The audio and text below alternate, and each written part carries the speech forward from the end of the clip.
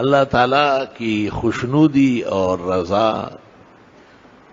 جن اعمال سے حاصل ہوتی ہے ان میں ایک دعا بھی ہے. دعا کے معنی پکارنے کے بھی ہے اور مانگنے کے بھی ہے.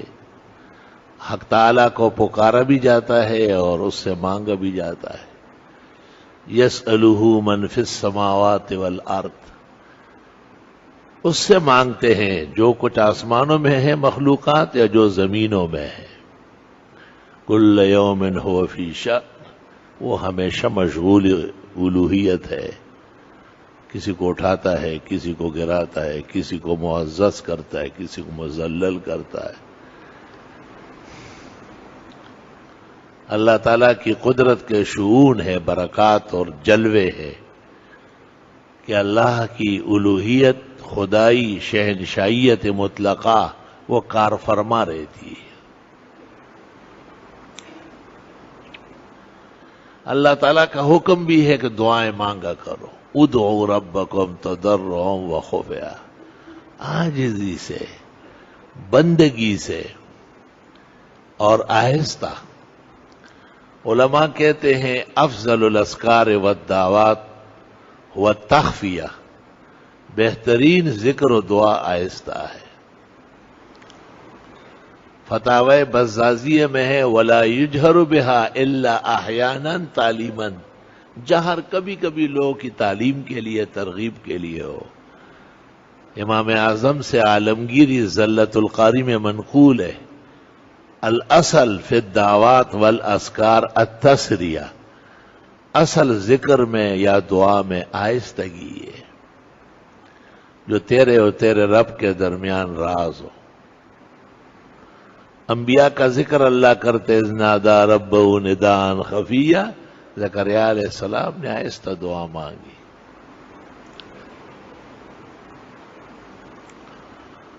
رسول اللہ صلی اللہ علیہ وسلم نے بخاری شریف و مسلم میں ہے ایک دفعہ رات کو صحابہ کی حاضری لی، یار یہ کس حال میں ہے، اور مسجد تشریف لائے.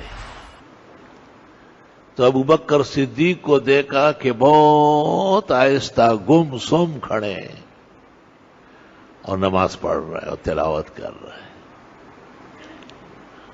اب حضرت عمر کے پاس گزرے تو وہ حشاش بشاش اور چیخ و پکار کے ساتھ تلاوت کر رہے، اونچا پڑھتے تھے.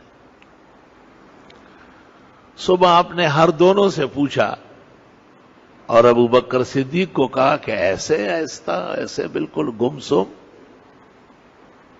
تو ابو بکر صدیق نے کہا اسمع من ناجیتو، خوب سننے والا ہے جس سے میں آہستہ بات کر رہا تھا.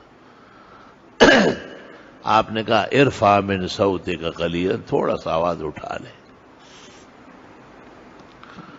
اور حضرت عمر سے کہا کہ آپ اتنا اونچا کیوں پڑھتے؟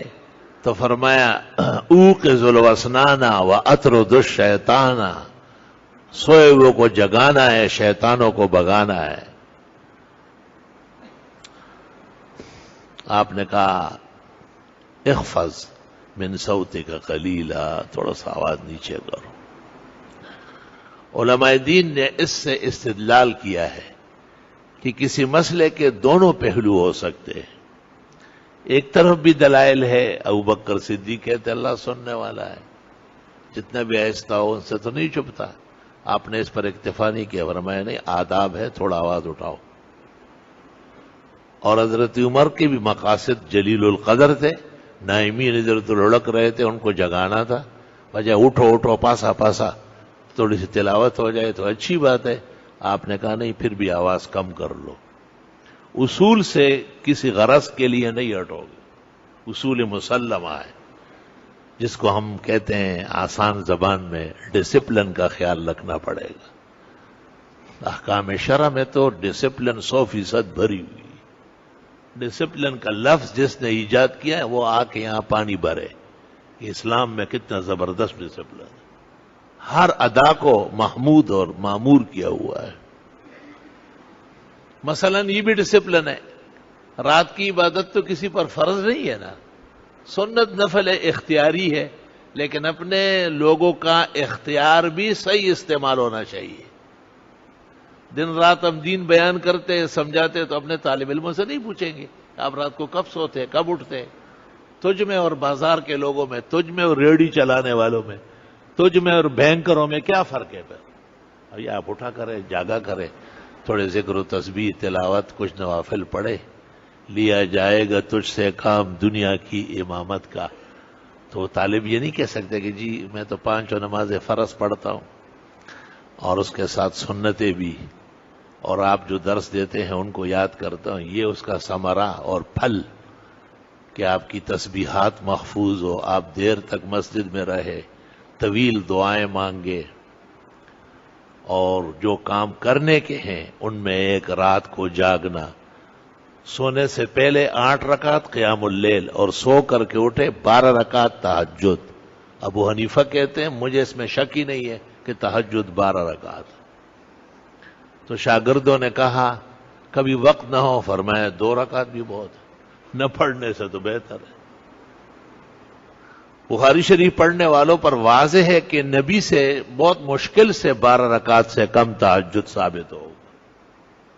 فصلی رکعتین ثم رکعتین ثم رکعتین ثم رکعتین ثم رکعتین ثم ہوتا رہا. 2 رکعت 2 رکعت 2 رکعت 2 رکعت 2 رکعت 2 رکعت 6 مرتبہ، اخیر میں جا کے آپ وتر پڑھتے تھے. تو جس طرح یہ بیان ہوتا ہے کبھی اپنوں کا حال بھی دیکھنا چاہیے.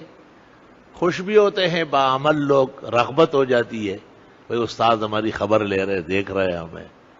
استاذ کا کام صرف ٹیچنگ نہیں ہے کہ وہ لیکچرار ہے اور ٹیچر صاحب ہے.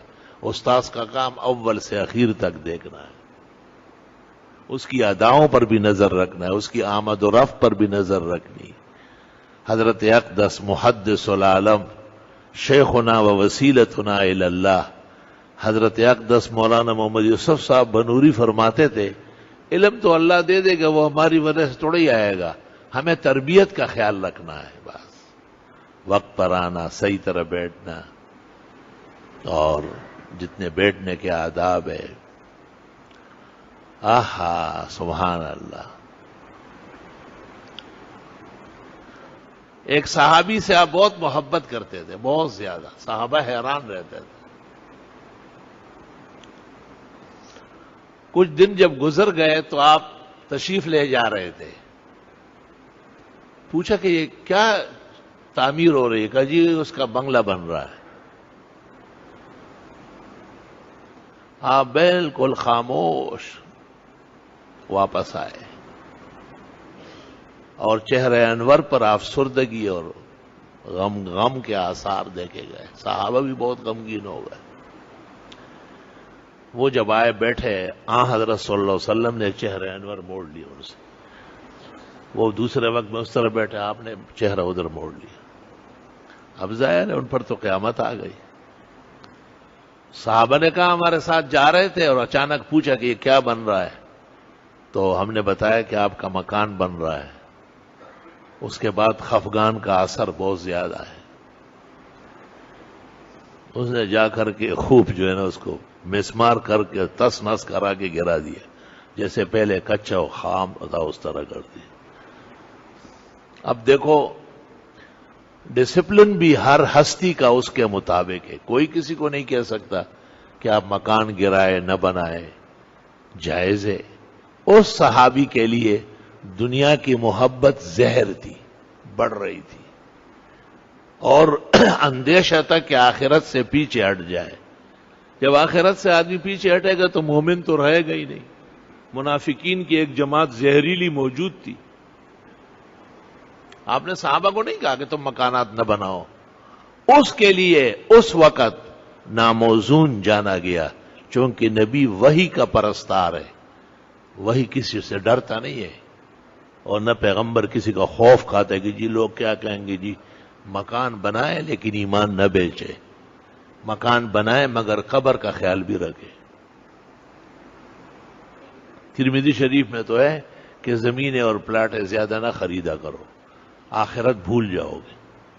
اور ایک روایت میں تمہاری شفاعت کرنے آ جاؤں گا، مجھے کہا جائے گا یہ تو دنیا کما چکا ہے، آپ کیوں شفاعت کرتے؟ اور میں پیچھے ہٹ جاؤں، بس ٹھیک ہے، بس یہ دنیا کا ہو گیا۔ اس دن ایک عالم دین بیان کر رہے تھے کہ ماشاء اللہ آپ سے میں نے سنا ہے من اراد الدنیا فلیتجر، میں نے کہا حدیث ہے جو دنیا دار بننا چاہے تجارت کرے، بہت پیسے آ جائیں گے۔ بس اس وقت سے جو ہے نا ماشاء اللہ، میں نے کہا آگے تو سنو، آگے کیا ہے؟ ومن اراد الآخرہ فلیتزہد، جو آخرت چاہے رہنے دے تجارتوں کو، بہت بڑے تاجر نہیں بننے، اور دنیا کے تجار سوداگر بہت پھر رہا ہے۔ آدھے لفظ پہ ایمان لائے ہو آپ، افتؤمنون ببعض الکتاب وتکفرون ببعض، یہ یہود کا مرض تھا وہ۔ اللہ فرماتے کچھ مانتے کچھ نہیں مانتے۔ وما جزاء من يفعل ذلك منكم الا خزي في الحیات الدنیا، پہلی سزا یہ ملے گی کہ دنیا میں رسوا ہو جاؤ گے۔ وَيَوْمَ الْقِيَامَةِ يُرَدُّونَ إِلَىٰ أَشَدِّ الْعَذَابِ، اور قیامت کے دن سخت عذاب میں ڈالے جاؤ، اللہ حفاظت فرمائے۔ لا الہ الا اللہ۔ فاطمۃ الزہرا جب آئی، ان سے بڑھ کر کائنات میں آپ کے سامنے کوئی خاتون نہیں تھی۔ آپ باقاعدہ قیام کرتے تھے جب فاطمہ آتی جاتی تھی۔ بیویوں کو تعجب ہوا کہ بیٹی ہے، کہا بیٹی ہے لیکن اس کی آمد و رفت پر ملائک سارے کھڑے رہتے۔ وفات سے پہلے آپ بار بار فاطمہ کو پاس بلاتے تھے، تسلیاں دیتے تھے کہ آپ گھبرائے نہیں، بہت جلدی ملاقات ہو جائے گی۔ لیکن جب انہوں نے کہا کہ حضرت غلام بٹ رہے ہیں، کنیزیں بٹ رہی ہے، بخاری کی حدیث 12 بیان ہوئی، تو آپ نے اس میں مدد نہیں فرمائی۔ آپ نے کہا بس رات کو سوتے وقت 33 مرتبہ سبحان اللہ اور 33 مرتبہ الحمدللہ اور 34 مرتبہ اللہ اکبر پڑھو، دنیا کے غلام و کنیزوں سے افضل ہے۔